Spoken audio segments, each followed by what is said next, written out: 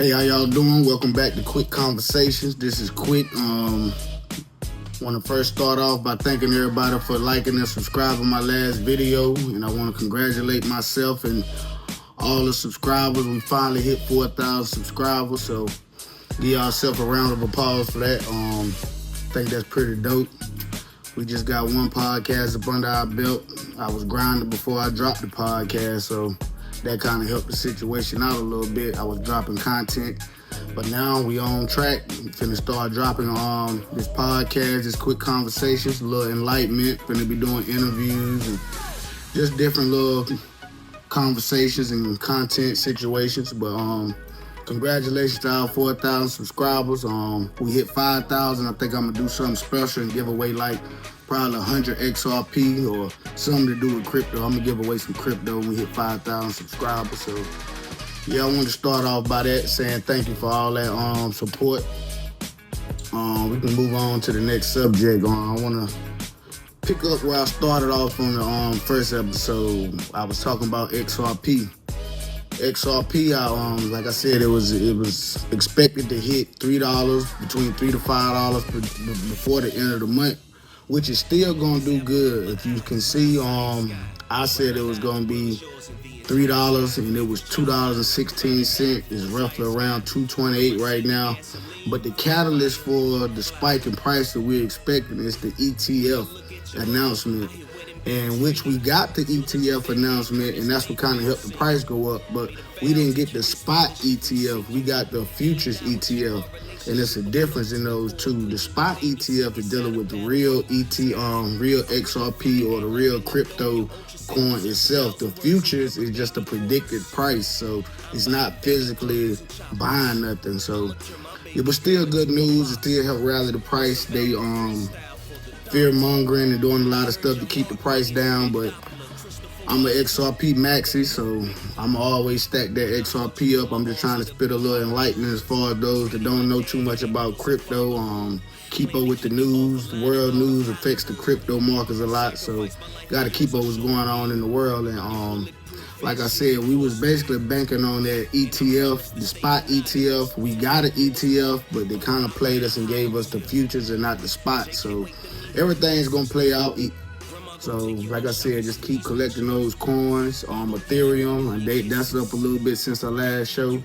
I'm not a big maxi or capitalist on Ethereum, but my coins are Bitcoin, XRP, Solana, ADA, which is Cardano, XLM, XDC, Quant. It's a few more. I can give it to you in depth and tell you my trading signals and what I buy in my group. I'm gonna put a link this time in the video on how to try to get in contact with me about getting in that group. But we kind of packed up right now, but we're gonna have a few more spots open the next month. So get with me early on that. That's about it for crypto. I just want to let y'all know my price prediction won't off. Just we got the opposite news. We got the news we wanted, but not the exact news. We wanted a spot ETF. We got a futures ETF. So yeah, that's about that for crypto. What else we can talk about? Let's talk about this Shedeur Sanders situation. It's getting kind of old now. He already got drafted, but just the first podcast is really getting on the subject about it beforehand. So that's what I got to say. Really, he kind of opened his mouth too much. They already was iffy about him when he did that press conference before the draft, talking about how he gonna switch teams up, and if they're not ready for change, don't draft him. If that's not what you're trying to do, don't get me. If you ain't trying to change the franchise or the culture, don't get me. So you should know history repeats itself over and over and over, and I've done it over and over and over, so it should be no question why an NFL franchise should pick me. He basically put a target on his back. They already didn't like him, but I think it's all of it scripted anyway. I think they really conjured all that up for people to watch the draft longer, because now they're coming out, which I already figured that anyway, coming out with the projections of last year and the year before that, how many people watched the draft compared to this year, and people really stopped watching it after the first couple rounds. Like, they kind of drug it out with Shedeur, and they really see his star power now. Like, so they saying that he went from 45 million to $4 million as far as his evaluation as his contract goes. I'm still thinking he gonna wind up being $1 billion nigga. So with all his flashiness and kids like him and just his marketing and his PR, I think he's gonna be $1 billion nigga before it's all said and done. So that's my take on that. I think he just ran his mouth a little bit too much and a little bit too fast, and they won't having that shit, so they played with him. But he's gonna eventually get all that money back anyway. Yeah. So another thing I want to talk about is Trump. It's a lot of questions about Trump and these tariffs and what's going on with the prices. People was expecting the prices to jump up a lot higher and a lot faster than what they are. Stuff takes time. That coincides with what I was saying about crypto. World situations involve the stock market and it affects the crypto market too. So these tariffs is basically gonna boost the fucking crypto market in my situation because people gonna look for a safety net, and the dollar, people scared of the dollar, and it's gonna eventually keep going down. They said they were going to lower interest rates, and that's another catalyst for crypto to go up. If the interest rates go up, people going to profit more money and have more money to spend, so they're going to want to invest more money too. So, like I said, crypto is still doing good to me. Trump and these tariffs is already written. Trump was already going to be the president. He was picked to be the guy to set all this into motion as far as this new world order and this the digital currency, one world religion, and all this is really the new world order. So at the end of the day, everything is already wrote. They just can't tell people that your money's not worth this and this can't be that. So they gotta act it out and they gotta play all this out within tariffs and wars and plane crashes. Like all that stuff is just basically boosters for them to pass laws on other things. Like if you pay attention to what's going on, Elon Musk, he got a lot of dealing with drilling all these tunnels, and they're gonna be doing a lot of traveling up under the ground now with the bore machines and stuff like that. And so they're really trying to make it seem like it's unsafe. That's in my opinion. I think they're really just throwing out different catalysts for it to be unsafe, where people can run down and try to get into those holes to travel under the ground more. And then they're gonna try to cause more car crashes. I'm starting to see a peak in car crashes now. Then that's gonna be the catalyst for them to do the autonomous cars. So where you're not driving, it's computer driving. They're gonna say it's safer for the computer to drive. So like I said, all this stuff really is just agenda based, and it's just building up a stigma about certain things so they can pass laws easier. Just like all these mass shootings. You haven't heard about mass shooting in a while, but if you really take notice, in my opinion, every time the government wanted to embezzle money from a large level company, which like the NRA, which is one of the biggest companies in the world, when they want to embezzle money or they broke, they come with a mass shooting, and then they go to threaten the NRA about cutting off the manufacturing of rifles and assault rifles and switches and all this, and that's their bread and butter. So you're talking to $1 trillion company, you shaking, $1 trillion quarter, probably a year, company a year. So my word's getting a little stumbled, but at the end of the day, you get what I'm dripping. So, yeah, so you want a little money, they making trillions of dollars a year, you embezzle them for a couple $100 million if they want to keep their breadwinner going. So at the end of the day, it's just different little things I see different because I don't live in a box. I got an open mind, and once you got an open mind, you can kind of see the blitz with this stuff. So, yeah, so that's my take on that. I'll touch a little bit more on it. I'm trying to keep my first couple podcast episodes kind of fast, kind of quick, trying to let you know different little subjects and keep the algorithm going. I ain't wrote nothing. I ain't go get fly. What I had on today is what I'm wearing. A lot of people go buy outfits to do their podcast and shit, and I'm not doing all that. I'm comfortable. I'm in my own home. My favorite podcasters are the Game Spitter. He ride around in his truck. Got their AK-47. He's sitting in front of his closet. I'm not going to buy no Cam and Mace whole setup for no podcast. When the money start flowing, I invest the money back into the podcast. But as of right now, simple setup, good game. If you want good game, hit that like button, hit that subscribe button. Make sure y'all commenting and keeping the stuff engaged so I can get in the algorithm. That's another subject I want to touch on, algorithm. Right now in the world, this world is really being ran by computers. A lot of scientists saying this world is a computer whole simulation. So at the end of the day, things are getting smarter, so the algorithm is very important. So what the algorithm does, by you clicking the thumb or the like button or even commenting, just helps the YouTube or the platforms you own. It tells them that you're popping and you're popular and you got good content and people are attacking your content. So it's going to kind of push you in the forefront for to help promote your stuff. So it ain't like I'm begging for likes. I'm really trying to get into this algorithm. And then my videos will get longer.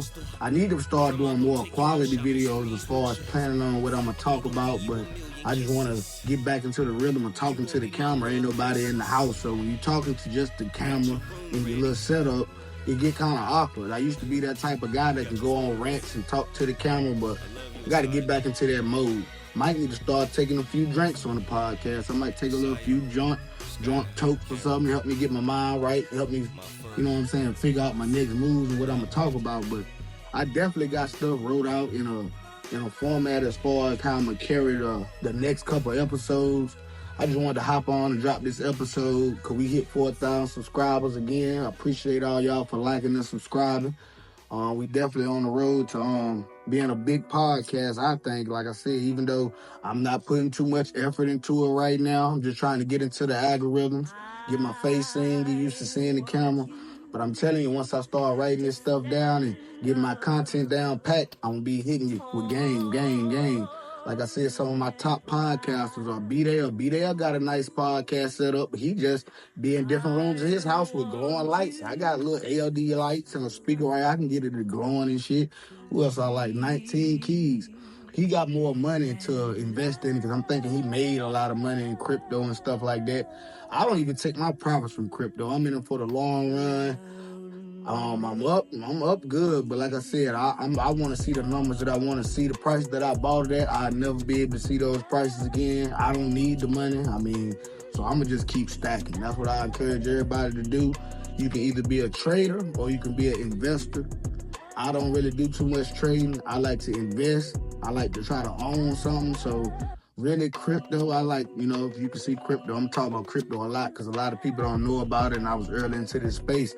Crypto are computer programs or might be a computer program that companies are building on, and every company that build on it, you get a piece of that company. It's different levels of crypto. That's why it's good for you to educate yourself. I don't understand how everybody want money but don't want to understand the new financial system. Everybody want to be fine but don't want to brush their teeth and goddamn go to the workout. Motherfuckers want to take the easy route, trying to go get BBLs and shit, wind up having complications later on, all kind of dumb shit. You got to put the work in. You can't skip no steps. It's a couple podcasters I know tried to skip steps. They didn't want to grind it out from the bottom as far as putting out content, trying to get the numbers right, trying to work on their page, and then they just think they're just going to automatically just pop up and be a huge fucking YouTuber. Shit don't work like that. So at the end of the day, you got to perfect your craft. You got to goddamn not skip steps. Like, I'm trying to skip a few steps too. I ain't gonna cap, but the way I'm doing it is backwards. Instead of me capping like I got more, I'm letting you see what the fuck it is. I didn't go buy an outfit. I didn't go buy new scenery. I didn't do none of that. I'm just trying to see who rocking with me, get into these algorithms. So when I start dropping this fire content with these fire subjects, with these good interviews, I'm gonna be moving around too. I'm not gonna be stationary here. I'm gonna be moving around in different locations and doing interviews with people that I think got something to offer to other people. Like, so at the end of the day, this is just a little touch up and a little appreciation. Quick conversation for my 4,000 subscribers, really. So thank you for that. And while I was thanking y'all, I wanted to just throw in a couple more little subject matters too while we was on it. I'm trying to keep this little episode up under 20 minutes. So it ain't gonna be too long. Really ain't gonna really be about too much or nothing important. I just wanted to Thank y'all for subscribing and liking all my content. It's gonna get better. I got some good subjects to talk about. I'm gonna definitely keep you involved with that crypto. That's my thing. I think that's the new wave. Everybody late on it. If you go on and get on it now, when the whole world got to get on it, they're just gonna pump what you put in up. So at the end of the day, be consistent on what you do. Try to stay positive. I see the new wave is everybody talking about people's autistic kids and like shit is real evil out here. First, the last wave was talking about dead people. Now the wave is really talking about innocent children with mental disorders. And I don't think that shit cool nor funny. Everybody who laughing and entertain that shit, I think their pages need to be fucking deleted and banned. The social media is definitely gonna get a couple people killed this summer, what you do every summer, winter, and spring.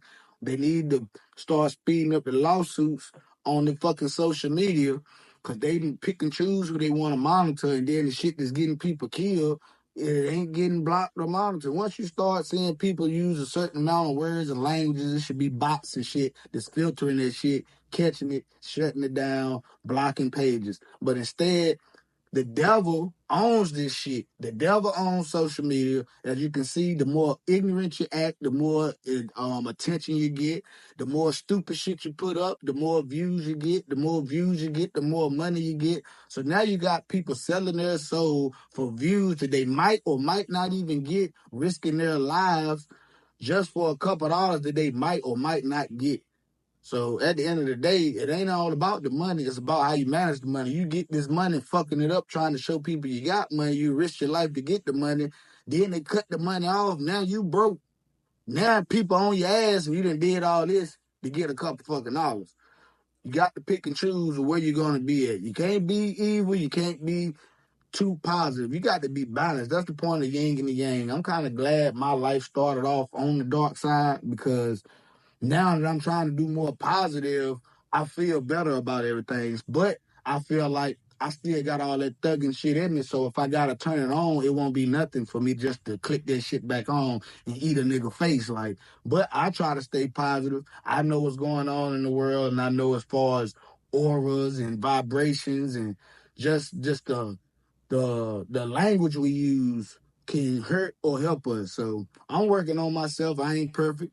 I'm an ex college student, hood nigga. I done dibbled and dabbled with some of everything, but at the end of the day, I'm free. Most of all of my friends are dead or in prison or both. Shit, niggas dying in prison. So goddamn, at the end of the day, I'm just trying to get into these algorithms, try something new. I'm a very intelligent guy.